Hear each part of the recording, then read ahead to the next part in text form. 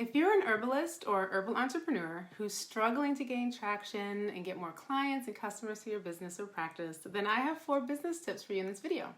I am Selima Harleston Lust, co-founder of I Will a Remedy, where we've helped thousands of people change their lives, get out of chronic pain, ditch dependence on drugs, and start their herbal businesses. So someone reached out asking for advice, and here's what she said. I've been struggling getting my brand name out there. There are so many brands out there that have similar products, but my products differ because I use herbs that heal the skin and scalp disorders. I have traction alopecia and eczema. I use my products to heal and grow my hair back, and I almost never have an eczema outbreak anymore. I'm using social media, but not getting a lot of traction to my site. So how many of you feel the same? So many good questions in her email, and I'm going to break down each point because I'm really excited for her. She's asking the right questions. Number 1, she has a niche, meaning she has a client base that is very specific. She's focused on helping people with skin and scalp disorders. That is excellent. She already knows her products work to help people, and she's not trying to help everybody and their mama. The narrower your focus, the better. Yes, herbal medicine is vast and it supports a lot of people through many, many ailments, but people care about their specific product or issue. Think about the question and the frustration that keeps coming up for someone at night. What keeps you up at night? It disturbs them so much that they don't have peace. This person with lupus wants to heal lupus. A person with Crohn's cares about Crohn's. The person with traction alopecia and eczema cares about healing that. So you want to speak to them. If this is your story, even better because you know the whole journey and you can talk to them at every stage. You can inspire them, give them hope, and provide a tangible product that will help give them relief. Cast a narrow net to get a large group of people. Our niche has changed through the years. It's expanded, it's contracted, but this is something that you can learn now.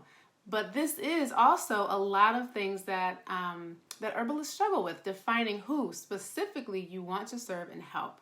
She is doing great here because she knows her niche. For those of you who don't yet decide what area of herbalism or what ailment fires you up, what experience do you really want to help people through? And it doesn't just have to be like a condition. There are people who create artwork out of plants, who are all about culinary artwork and painting with plant dyes. If you just love herbs and want to educate people on the plants, do that.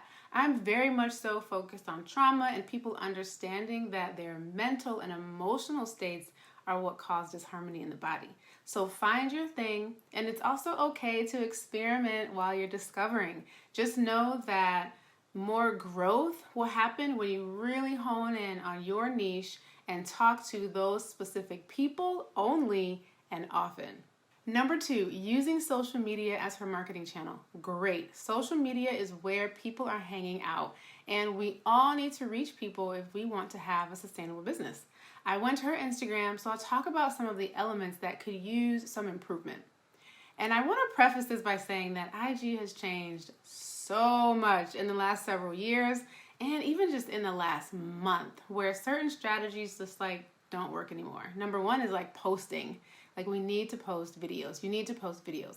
But the first thing that I think everyone needs to do is optimize their bio by telling people what you do and how you help them in your bio.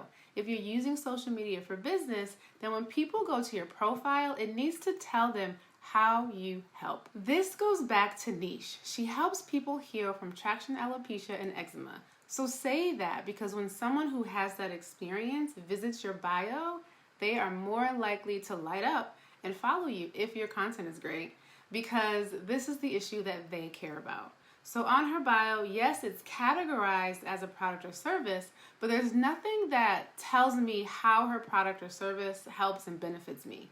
Yes, we can see from the image that it's body care, but body care industry is massive, So what kind of body care, for what type of skin condition? We have to tell people those things so that they know that it's relevant to them.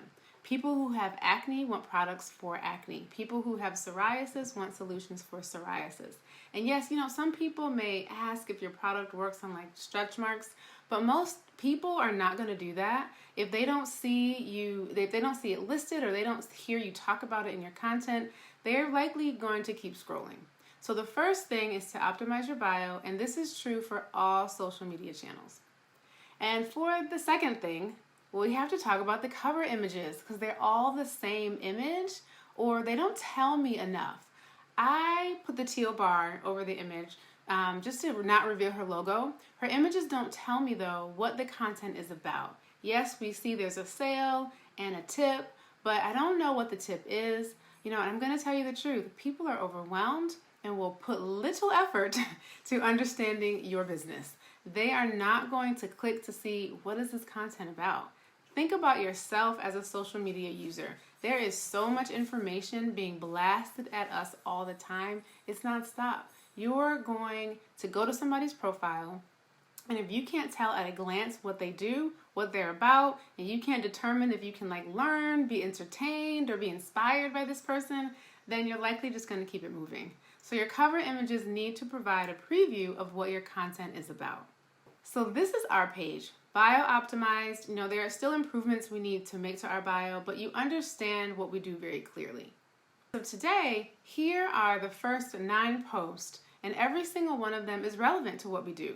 Plants, healing, different conditions that plants support, tips for herbalists. Some of the cover images got messed up in the upload. It's not perfect, but this does allow people to decide if they're interested in what we do, if they want to click to learn more, if they want to read the content or listen to the content or follow. And when they click, your content better deliver.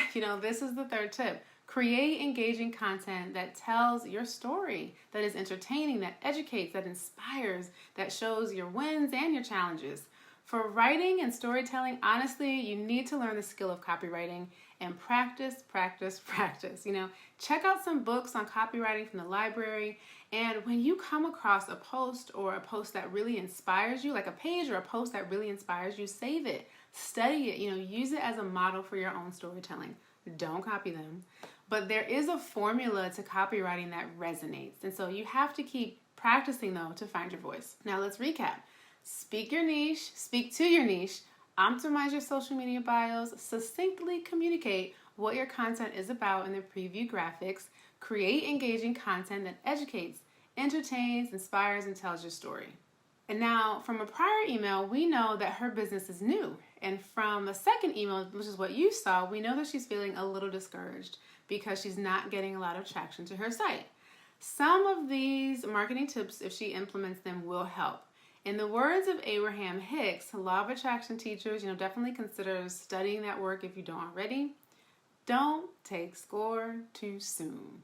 And we know exactly what this means in sports. You are not going to declare victory or failure until the game is over. I love tennis, so how many times have we seen the champion, the GOAT, Serena Williams, come back from losing several consecutive points and win? Let me tell you something. As a new business owner, you are just beginning this very exhilarating journey, and I'm going to be honest, it's an emotional whirlwind. It's also going to be one of the most fulfilling things you ever do if you see it through. Your business is going to shapeshift. It'll have different seasons. You'll pivot again and again and again because you're going to change. And as you change, you'll want your business to reflect those changes that are happening within. You are going to experience disappointments, and you're going to have incredible wins for you. Not every business grows at the same rate or speed. That's okay. Not every business makes the same amount of money because not every person defines success or stability or sustainability in the same way. That's okay. Everyone gets to decide these things for themselves. We were on our way to being in Whole Foods and Target, and we changed our minds because we did not want to be large-scale manufacturers. These are things that you're going to learn and define along the way. But here's the thing. You never get to those decisions if you stop.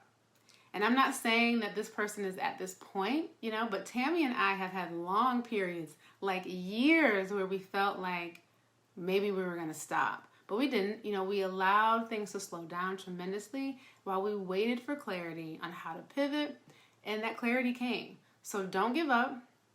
You will, with time, recover faster from disappointments. But here's something really important to remember that I've learned to appreciate about disappointments in the last 12 years. Every disappointment is an opportunity for you to think creatively and for you to ask new questions.